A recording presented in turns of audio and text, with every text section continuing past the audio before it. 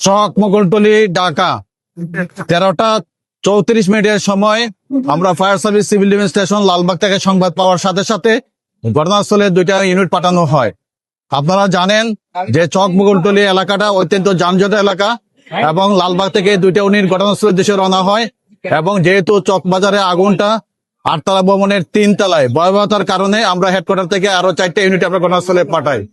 ঘটনাস্থলে উপস্থিত হয় আমাদের লালবাগ ফায়ার স্টেশন, দেখে প্রচন্ড ধোঁয়া, অর্থাৎ 8তলা ভবনের মাত্র একটা সিঁড়ি এবং সিঁড়ির মাত্র দৈর্ঘ্য 2 ফিট, যার কারণে 3তলা ভবনের একবারে সামনে যে রুমটা ছিল ওই রুমে আগুন ছিল, প্রচন্ড ধোঁয়া ছিল এবং আমাদের ফায়ার সার্ভিস সিভিল ডিফেন্সের যারা ফায়ার ফাইটার ছিল অত্যন্ত দক্ষতার সাথে ব্রিদিং অ্যাপারেটাস পরে আগুনটাকে নির্বাপন করার জন্য চেষ্টা করে এবং প্রত্যেকটা গুদামের শাটার গুলো ছিল তালাবদ্ধ অবস্থায়। এই তালাগুলো আমাদেরকে খুলতে হয়েছে, অনেক চ্যালেঞ্জ ছিল এই আগুনটা নির্বাপন করতে এবং সাথে সাথে এসে আমাদের সিদ্দিক বাজার ফায়ার স্টেশন থেকে আরো 4টা ইউনিট ঘটনাস্থলে আসে, তাদের সাথে কাজে যোগ দেয় এবং আমরা 1 ঘন্টা 45 মিনিটের ভিতরে আগুনটা সম্পূর্ণভাবে নিয়ন্ত্রণে নিয়ে আসতে পারি। এখন আমাদের ভিতরে কার্যক্রম চলমান অবস্থায় আছে। ভিতরে কিন্তু প্রত্যেকটা গুদামে যেগুলো কাটছি আমরা তালা, সেগুলো শাটার খোলার পর দেখা যাচ্ছে যে রুম ভর্তি করা প্লাস্টিক, ছাতা, অন্যান্য ইলেকট্রিক পণ্য মালামালগুলো এই গুদামে রক্ষিত অবস্থায় আছে। এই মালামালগুলো সরাতে হবে, সরাতে অনেক সময় লাগবে, যার কারণে আগুনটা নির্বাপন করতে অনেক সময় লাগবে।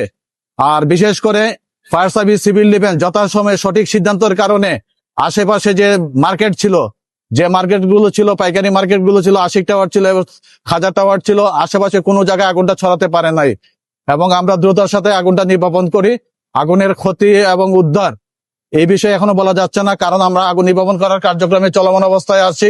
আর উদ্ধারের পরিমাণ এটা পরে বলা যাবে। আর আগুনের কারণটা আমাদের একটা কমিটি গঠন হবে, তারপরে আমরা বলতে পারবো। আর চক বাজারে এর আগে বহুবার আগুন লেগেছে, আপনারা নিয়ন্ত্রণ আনার জন্য সর্বাত্মক চেষ্টা করেছে এবং এখানকার অনেক ভবনকে আপনারা নোটিশ দিয়েছে। এই ভবনগুলো আসলে ঝুঁকিপূর্ণ মনে হচ্ছে কিনা, বা আপনাদের যে ফায়ারের যে বিষয়গুলো সেই বিষয়গুলো মেনে এখানকার ভবনগুলো হচ্ছে কিনা, একটার সাথে একটা কিন্তু লাগোয়া। ধন্যবাদ আপনাকে।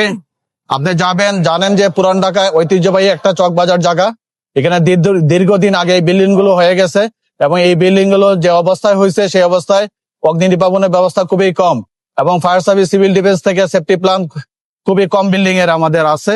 এই বিল্ডিং গুলোকে ভবিষ্যতের জন্য এগুলোকে আস্তে আস্তে বিল্ডিং গুলো ফায়ার সার্ভিস থেকে সেফটি প্ল্যান গ্রহণ করতে হবে। যেমন খাজা টাওয়ারে মাত্র একটা সিঁড়ি, এই সিঁড়ি দিয়ে কিন্তু আমাদের একজন লোক গেলে পরে আরেকজন লোক যাওয়া যাচ্ছিল না। এটা চ্যালেঞ্জ মোকাবেলা করে আমরা অগ্নি নির্বাপন করেছি এবং এই এলাকা বাস্তব ক্ষেত্রে পুরান ঢাকা অত্যন্ত ঝুঁকিপূর্ণ। আরেকবার একটু জাস্ট বলে দিন কি কি অসঙ্গতি ছিল।